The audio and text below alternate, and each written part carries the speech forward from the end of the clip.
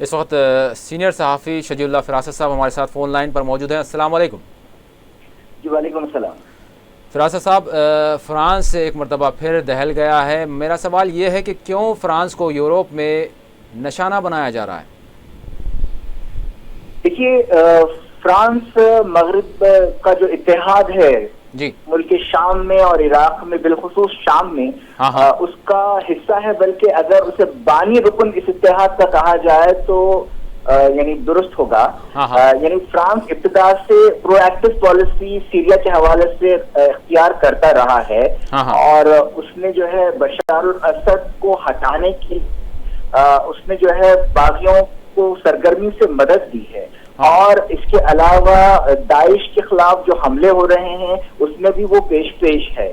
تو یہ یعنی ایک نیچرل ریئیکشن ہے. اور یہ جو دھماکہ ہوا یا دھماکے ہوئے ہیں اور حملے ہوئے ہیں، یہ یعنی اس بات کا یعنی پیغام دیتے ہیں میری نظر میں کہ چاہے فرانس ہو، چاہے امریکہ ہو، یا دنیا کی کوئی اور طاقت ہو، ان لوگوں کو یعنی ایک سرکاری پالیسی کی حیثیت سے نان اسٹیٹ ایکٹرز کو، یعنی جو دہشت گرد ہیں، انہیں ایک آلے کے طور پر حکومتوں کو تبدیل کرنے کے لیے اور ملکوں میں بدامنی پیدا کرنے کے لیے، استحکام پیدا کرنے کے لیے انہیں استعمال نہیں کرنا چاہیے. برسوں سے یہ لوگ، چاہے فرانس ہو اور بالخصوص امریکہ ہو، اس طرح کی پالیسیاں اختیار کرتے ہیں. کئی ممالک کی یہ خارجہ پالیسی کا حصہ ہوتا ہے کہ وہ دوسرے ممالک میں ایک پالیسی کے طور پر دہشت گردی کو آلے کے طور پر استعمال کرتے ہیں. اور آج جو کچھ ہوا ہے بہت افسوسناک ہے. بے قصور جانے گئی ہیں، اور کسی بھی طرح سے کسی بھی مذہب میں اس کا کوئی جواز نہیں ہو سکتا کہ کھلے عام آپ عوامی مقامات پر بے تحاشا فائرنگ کریں، دھماکے کریں اور بے قصوروں کا، بے گناہوں کا خون بہائیں. لیکن میں سمجھتا ہوں کہ ان مغربی ممالک اور فرانس کی حکومتوں نے جو پالیسیاں اختیار کی ہیں، خاص طور پر دہشت گردی کے حوالے سے ڈبل سٹینڈرڈز رہے ہیں، اس کا جو فصل انہوں نے بوئی تھی وہ کاٹ رہے ہیں. اور میں سمجھتا ہوں کہ یعنی اگر حالات کو بہتر بنانا ہے تو یعنی زیرو ٹالرنس اختیار کرنا پڑے گا دہشت گردی کے تعلق سے اور دہشت گردوں کے تعلق سے. فراست صاحب لڑائی لڑنی پڑے گی، تب کہیں مسائل حل ہو سکتے ہیں. فراست صاحب، ایک چیز یہ بھی ہے کہ فرانس کو کچھ حد تک فلسطین کا جو مسئلہ ہے نرم مانا جاتا ہے، فلسطینیوں کا کچھ حد تک تائیدی سمجھا جاتا ہے. کیا سمجھتے ہیں آپ؟ ہاں، یعنی یورپ کے ممالک میں بہت، یعنی جن ممالک میں زیادہ آبادی ہے مسلمانوں کی، وہ وہاں پر یعنی فرانس کی ہے. اور یورپ کے کئی ممالک میں یہ رجحان پیدا ہوا ہے. اور یعنی امریکہ کے سوا اور برطانیہ کے سوا یہ دوسرے ممالک ہیں مغربی، خاص طور پر یورپی ممالک، ان کا ہمدردانہ رویہ رہا ہے. اور کئی تحریکیں وہاں پر ہیں جنہوں نے فلسطین کاز کی تائید کی ہے اور کرتے رہے. اور وہاں پر مغربی ممالک میں، یورپی ممالک میں اسرائیلی مصنوعات کے بائیکاٹ کی تحریکیں بھی چل رہی ہیں، جن میں فرانس بھی شامل ہے. جی بالکل. لیبل کے حوالے سے بھی آیا ہے، جو مقبوضہ فلسطین کے علاقے ہیں وہاں سے جو مصنوعات آتی ہیں ان کی لیبل کی تبدیلی کی بھی بات ہوئی ہے. بالکل. جی.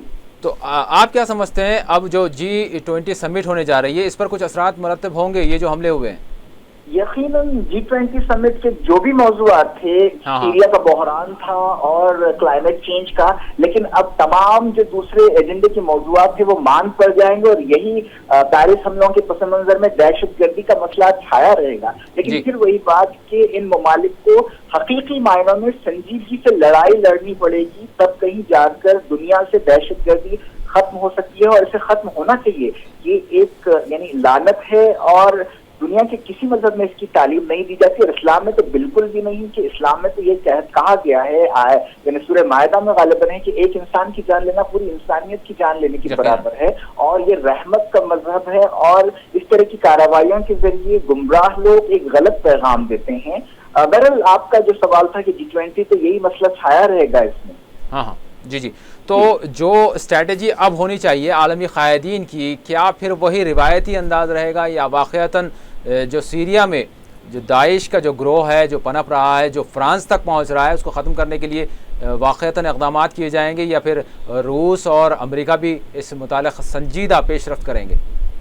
دیکھیے، کرنا تو چاہیے، لیکن اب تک کی تاریخ ہمیں یہ بتاتی ہے کہ مغربی ملکوں نے جہاں مداخلت کی وہاں آج تک حالات نہیں سنبھلے. ان لوگوں کا کہنا ہوتا ہے کہ وہ حالات کو بہتر بنائیں گے، جمہوریت لائیں گے، لیکن جن جن ممالک میں انہوں نے مداخلت کی، چاہے وہ پاکستان میں ہو، چاہے وہ عراق میں ہو، چاہے وہ لیبیا میں ہو یا سیریا میں ہو. آپ مجھے بتائیں کہ کیا عراق صدام حسین کے دور میں بہتر تھا یا آج کے دور میں بہتر ہے؟ کیا لیبیا قذافی کے دور میں بہتر تھا یا آج بہتر ہے؟ آج لیبیا میں بھی کوئی مرکزی حکومت نہیں ہے، یعنی کئی گروپ جو ہے آپس میں لڑ رہے ہیں اور کوئی حکومت نام کی کوئی چیز نہیں ہے. تو کہنے کا مطلب یہ ہے کہ آپ کو مداخلت نہیں کرنی چاہیے دوسرے ممالک میں، اور ان ممالک کے مستقبل کا فیصلہ، حکمرانوں کے بارے میں فیصلہ وہاں کے لوگوں پر چھوڑ دینا چاہیے.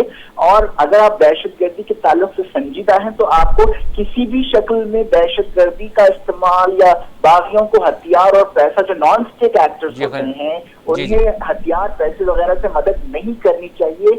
تب کہیں جا کر جو ہے ایسے گروپوں کی حوصلہ شکنی ہوگی. آپ مجھے بتائیں کہ یہ دہشت گردوں کے پاس بھاری بھاری ہتھیار کہاں سے آتے ہیں، ان لوگوں کا موومنٹ کس طرح ہوتا ہے. اور جہاں آپ نے بتایا کہ جب آپ دہشت گردوں کو یا کسی بھی باغیوں کو وہ ہتھیار دیتے ہیں، پیسہ دیتے ہیں، تو اس کا مطلب یہ ہے کہ وہ آپ اپنے لیے بھی پوٹینشیل اینیمیز پیدا کر رہے ہیں. وہ لوگ آپ کو بھی نقصان پہنچا سکتے ہیں. یہی بات جو ہے یعنی حال ہی میں ترکی میں جو دھماکہ ہوا تھا وہاں پر بھی وہی ہوئی، ایسا ہی ہوا. اور اب جو فرانس میں ہوا ہے، آپ بتائیں کہ داعش میں کئی ایسے لوگ ہیں، کئی رپورٹ سامنے آئی ہیں کہ وہاں پر یورپ کے بہت سارے سینکڑوں لوگ ہیں. اب یہی لوگ جب جو ہے سیریا میں جا کر لڑیں گے تو وہ واپس آپ کے پاس بھی آئیں گے اور آپ کے لیے بھی خطرہ بنیں گے. کہنے کا مطلب یہ ہے کہ آپ کو کسی بھی طرح سے یہ تمیز نہیں کرنی چاہیے کہ کوئی گڈ اور بیڈ دہشت گرد ہے، بلکہ تمام لوگوں کے ساتھ یکساں سلوک کرنا چاہیے اور اس تشدد کے رجحان کو روکنا چاہیے اور تشدد کی کسی بھی طرح سے حوصلہ افزائی نہیں کرنی چاہیے. یقیناً. بہت بہت شکریہ فراست صاحب، آپ نے وقت دیا.